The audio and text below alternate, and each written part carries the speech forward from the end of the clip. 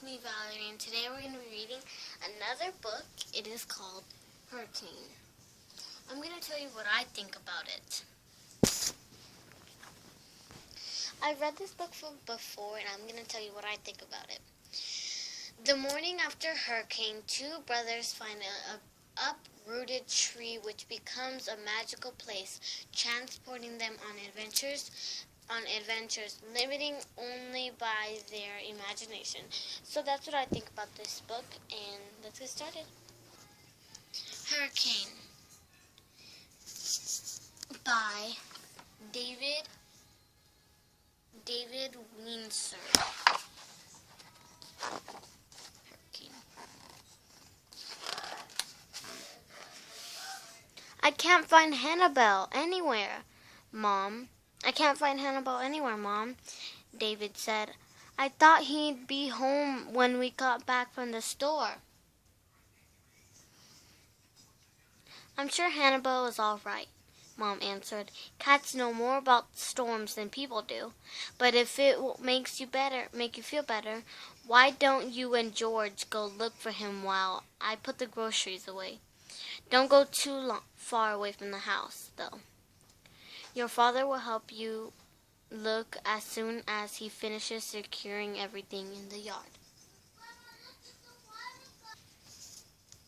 There he is, David exclaimed. He and George peered. Oh, by the way, let's see. Better look. That is David, and that is George. There he is, David exclaimed. He and George peered through the gaps between the strips of tape they had put on the storm door. Thoroughly wet Hannibal peered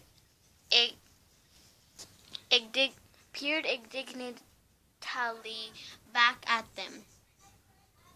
Let's get him inside before the wind blows him away, George said.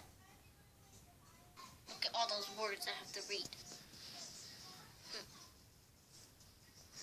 Could the wind really be that strong enough to blow Hannibal away? David asked. Well, the radio said we could expect sustained winds of 50 miles per hour, gusting to 90. Any time now the hurricane is 50 miles off coast. Look at the leaves out there. It looks like a green blizzard, George answered. David listened to the walls of house creaking against the wind. If it's like this now, what's it going to be like when the hurricane hits? Suddenly the lights went out. Nobody panic, their dad called from the kitchen. The electric lines must be down. Hang in there, boys. We're on our way with the flashlight candles. They ate supper by the fireplace. That evening, it felt safe with everybody together, even though there were creaks and groans and sometimes great roaring sound coming from the outside. The hurricane was full in force. David and George took a hurricane lamp to bed with them. It looks like it's flashing. Maybe the storm had begun to ease. Maybe the eye is passing over us. George said, I'd like to be in one of those weather planes, the ones that fly into the eye of hurricane, where it's all calm and peaceful. Yeah, said David, though he wasn't so certain he liked to fly into a hurricane. I'd wonder where the birds are now, and squirrels. I bet the squirrels are holed up in their trees, but I've read about birds being blown thousands and thousands of miles, maybe even clear across the Atlantic, George said. Do you think anything awful happened outside?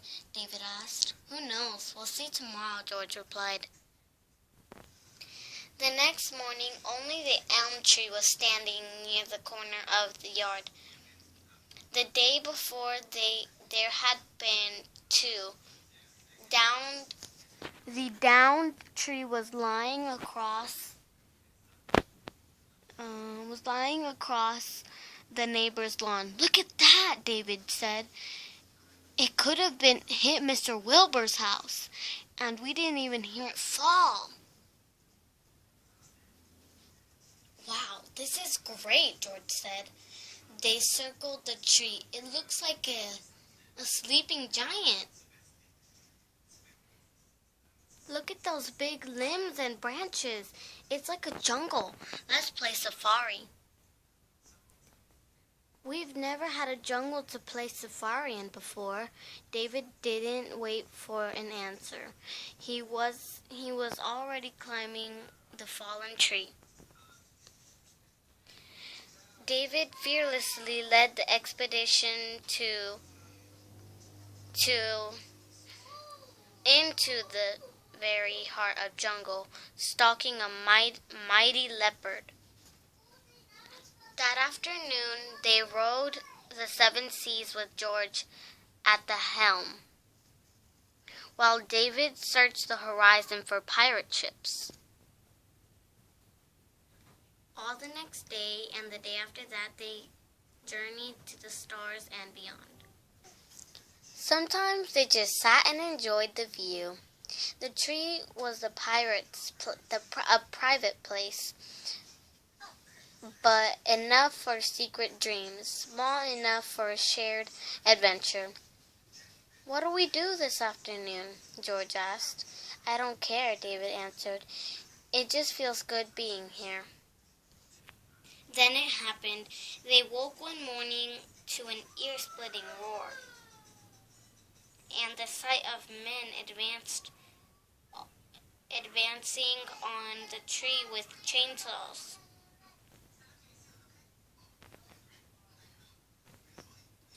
How could they do this? David asked. It's our tree. It's our tree.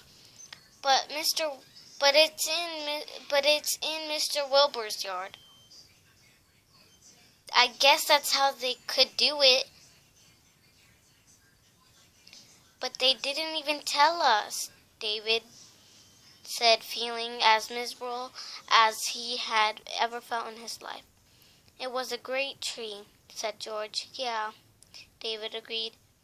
A great tree. David and George spent the rest of the day sitting under the surviving elm,